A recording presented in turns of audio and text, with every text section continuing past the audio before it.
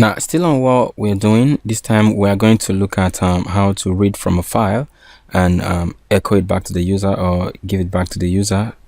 Now, we're quickly going to do this one without wasting much time, and we're going to start here. Okay, now the function used, first of all, let's close this file. Let's use fclose, okay, to close the handle, which is file. Okay, so the next line, we are going to create a file, or we're going to create another variable. This time let's call it read. Okay, let's call it read, and we're trying to read from the file, and the file name is list.txt. Okay, so now what we're going to do now is we are going to use for each statement to display the list of names in the file to the user. Okay, and to do that, we're simply going to do it like this. Now we are going to say for each read as let's give it another variable called sread. Okay, for each read as sread, we want it to echo sread. Okay, we want it to echo sread and append it to a comma and a space. Okay, I think that is the only thing. Now let's quickly check this and see what we'll get. Now let's go back to our file. Let's do files.php. Did I save that?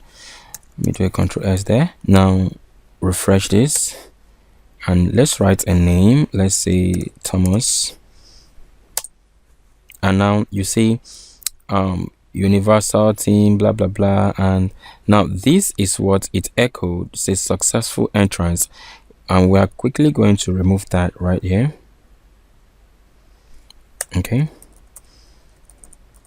so that we'll get what we're doing. Now it's a successful read, and from what we did here, if we type another name, let's say blessing, and you see your file or the list of names in the file is being echoed at the top of the file. Now if you look at that very well, you see universal space comma space. We are going to treat that very quickly, and to treat that we will use the trim function. Now we'll trim that.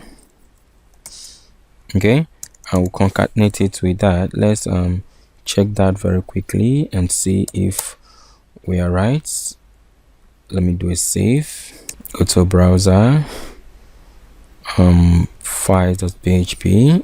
Now let's add Clement. Let's say Clement, and then you see that a space after the name is now removed. Now we have a nicely written list of names. Now we want to remove the comma at the last name because it's the last name, so we don't need a comma there. So we quickly treat that as well.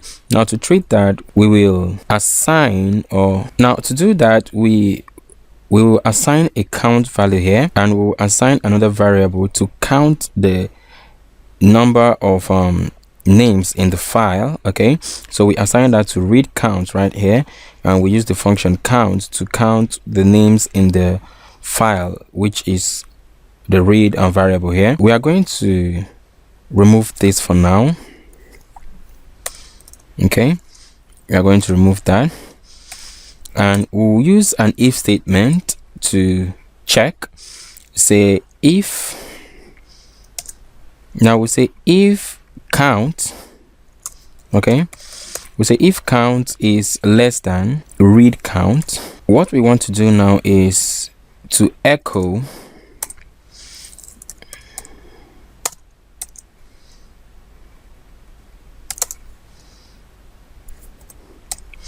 now if count is less than read count, that is if this is less than this, okay, it should echo the comma. Okay, that means when it gets to the point where this is greater than this, then it will not echo the comma. So at this point we are going to put our count plus plus, okay, so that if it reads, it increments and reads, then it increments until it reads the whole names in the file, where this will not be greater than this, okay, or this will be greater than this, and then it will not put any comma.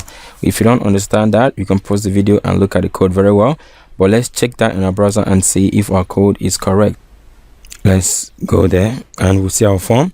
Now let's add a name to it. Let's say Fiverr, and you see you have a fine arranged list of names, and at the end there's no comma there. Okay, so that is how to read from a file, and that is how to display it to the user. Okay, so take a good look at the code. If you don't understand it, you can pause the video and study it very well. It's well arranged and everything is in place.